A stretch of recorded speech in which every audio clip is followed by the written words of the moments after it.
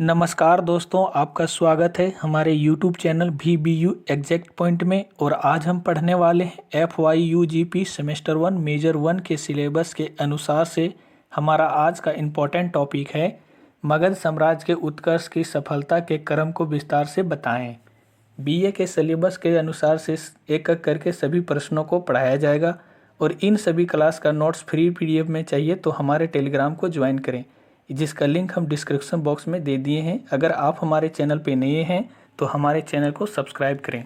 हमारा आज का इम्पोर्टेंट टॉपिक है मगध साम्राज्य के उत्कर्ष की सफलता के क्रम को विस्तार से बताएं। आंसर में हम सबसे पहले लिखेंगे मौर्य के उत्थान से पहले जो शताब्दियों के दौरान मगध साम्राज्य का विस्तार इसी अवधि के ईरानी साम्राज्य विस्तार के समान है। इस अवधि के दौरान भारत में सबसे बड़ी राज्य का गठन बिंबिसार, अजातशत्रु और महाजनपद जैसे कई उद्यमी और महत्वाकांक्षी शासकों ने किया। इन्होंने अपने साम्राज्य विस्तार और राज्यों को मजबूत करने के लिए उचित अनुचित हर तरीके से अपनी शक्ति एवं साधनों का इस्तेमाल किया। हालांकि मगध के विस्तार का एकमात्र कारण यही नहीं था, कुछ महत्वपूर्ण कारण भी थे जो निम्न है। इसका मतलब यह हुआ कि मौर्य के जो उत्थान के से पहले जो शताब्दी के दौरान मगध साम्राज्य का विस्तार हुआ करता था, वह अवधि ईरानी साम्राज्य विस्तार के समान था। अवधि के दौरान भारत में सबसे बड़े राज्य का गठन बिंबिसार, अजातशत्रु और महाजनपद जैसे कई उद्यमी और महत्वाकांक्षी शासकों ने किया था और अपने साम्राज्य विस्तार को राज्य को मजबूत करने के लिए उचित अनुचित हर तरीके से अपनी शक्ति एवं साधनों का इस्तेमाल भी किया करता था। हालांकि मगध के विस्तार का एकमात्र कारण यही नहीं था, कुछ महत्वपूर्ण कारण भी थे जो निम्न है, जिसे हम आगे पढ़ेंगे। हम अगला पॉइंट में लिखेंगे मगध साम्राज्य के उदय की सफलता के कारण। वे कौन कौन से कारण थे जिसका मगध साम्राज्य का उदय हुआ। हमारा पहला है लौह अयस्क की सफलता से उपलब्धता, और हमारा दूसरा पॉइंट है भौगोलिक स्थिति, और हमारा तीसरा पॉइंट है आर्थिक संपन्नता, और हमारा चौथा पॉइंट है शक्तिशाली सैन्य संगठन। हमारा अगला पॉइंट है लौह अयस्क की सफलता के उपलब्धता। आंसर में हम लिखेंगे लोक कला में मगध एक लाभप्रद भौगोलिक स्थिति का एक कला था, क्योंकि प्रचुर मात्रा में खदान मगध की सबसे प्राचीन राजधानी राजगीर से बहुत दूर स्थित नहीं था। पड़ोसी में ही पर्याप्त लोग आयास की सरलता उपलब्धता में मगध के राजकुमारों को उपयुक्त हथियारों से लैस होने में सक्षम बनाया, जो उनके प्रतिद्वंदियों को आसानी से उपलब्ध नहीं थे। लोगों के खान पूर्वी मध्य प्रदेश में स्थित है। वे अवंती और उनकी राजधानी उज्जैन से ज़्यादा दूर नहीं थे। इस पूर्व 500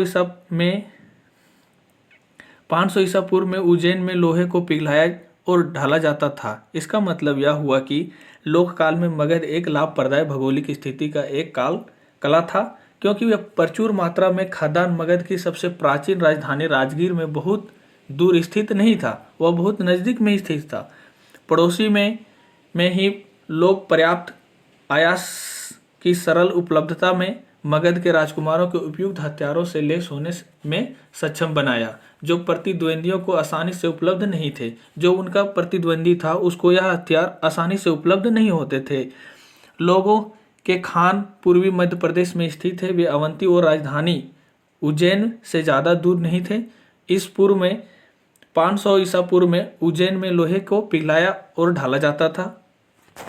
सभ्यता लोहार ने अपनी अच्छे हथियार का निर्माण किया। इस वजह से उत्तर भारत में मगध के लिए सर्वश्रेष्ठ बनने के मार्ग की सबसे बड़ी चुनौती अवंती थी, और उज्जैन को अपने अधीन करने में मगध को लगभग 100 साल लगे।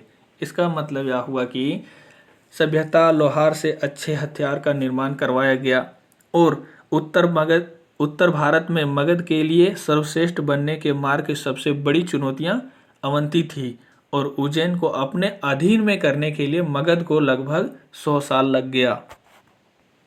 हमारा दूसरा पॉइंट है भौगोलिक स्थिति।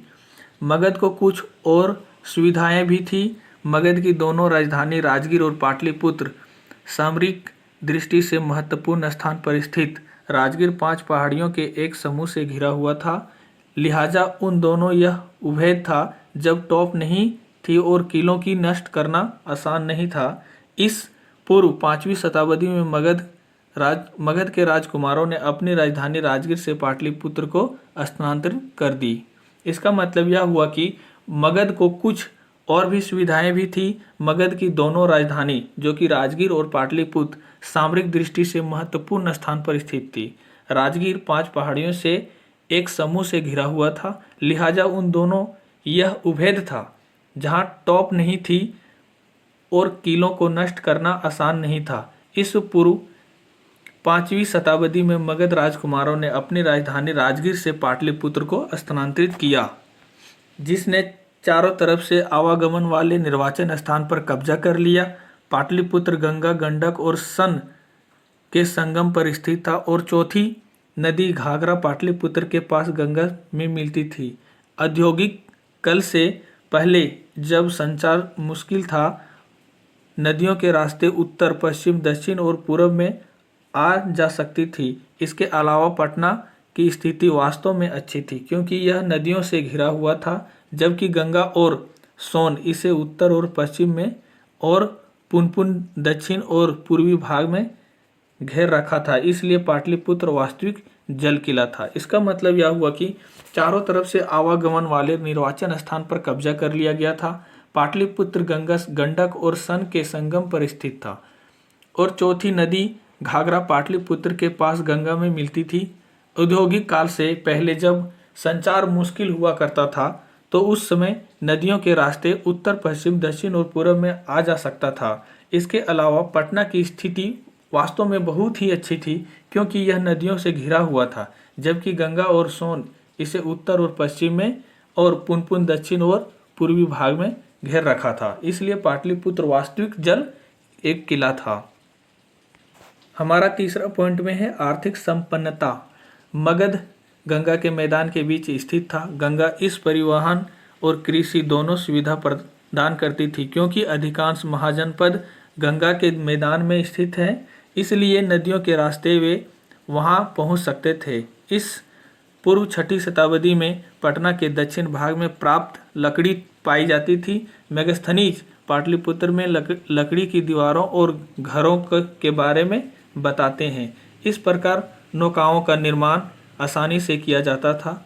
इससे मगध को पूर्व और पश्चिम में साम्राज्य विस्तार में एक महत्वपूर्ण भूमिका निभाई। इसी तरह कृषि के लिए अनुकूल वातावरण में मगध की सहायता की एक बार जंगल की सफाई हो गई। इसका मतलब यह हुआ कि मगध के मैदान थे वह बीच में स्थित था। गंगा इस परिवहन और कृषि दोनों सुविधाएं प्राप्त करती थी। क्योंकि अधिकांश जगह पे महाजनपद गंगा के मैदान में स्थित है, इसलिए नदियों के रास्ते से वे वहां पहुंच सकते थे।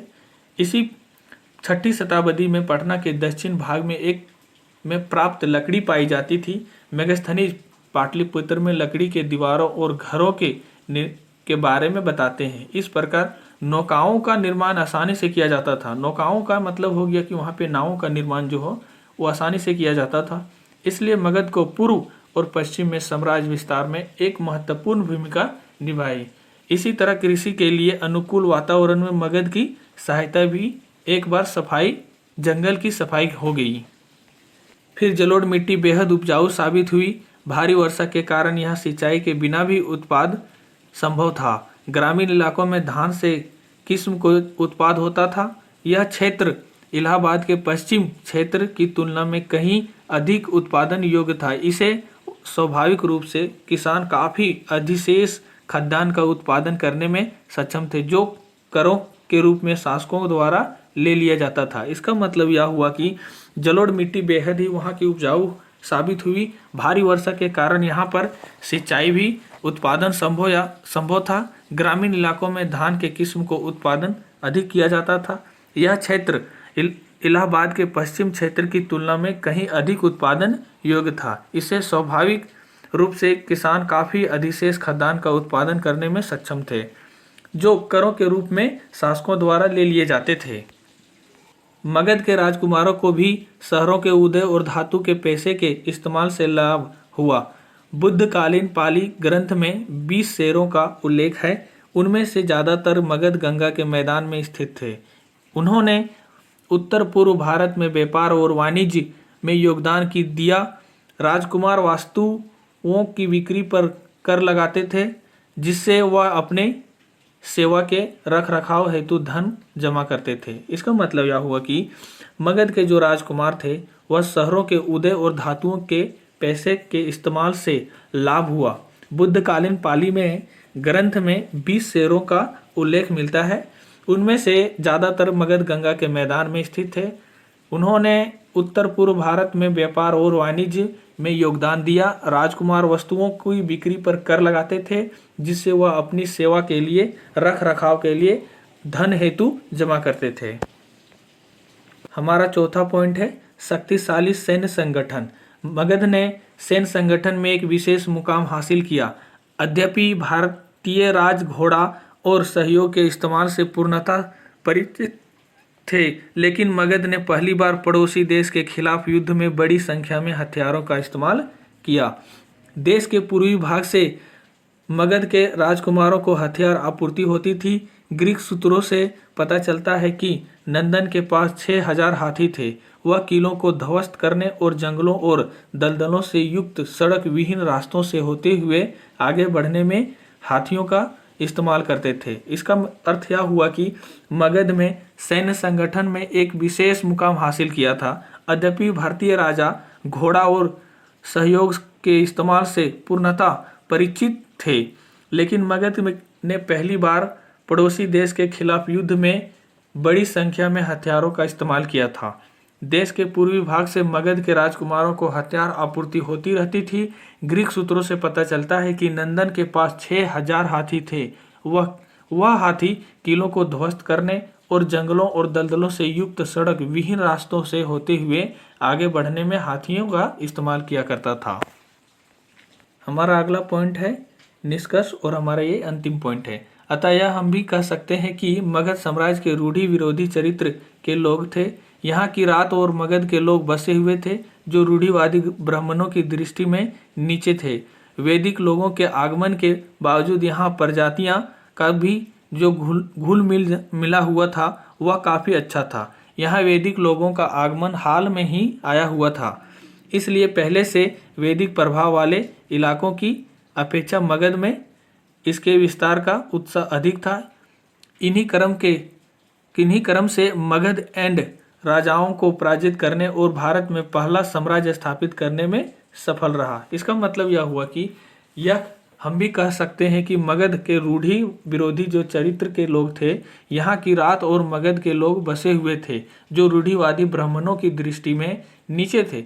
वैदिक लोगों के आगमन से बावजूद यहाँ प्रजातियाँ का जो घुलना मिलना हुआ वह काफ़ी अच्छा था। यहाँ वैदिक लोगों का आगमन हाल ही में हुआ था, इसलिए पहले से वैदिक प्रभाव वाले इलाकों की अपेक्षा मगध में इसके विस्तार का उत्साह अधिक था। इन्हीं क्रम से मगध एंड राजाओं को पराजित करने और भारत में पहला राज्य स्थापित करने में सफल रहा।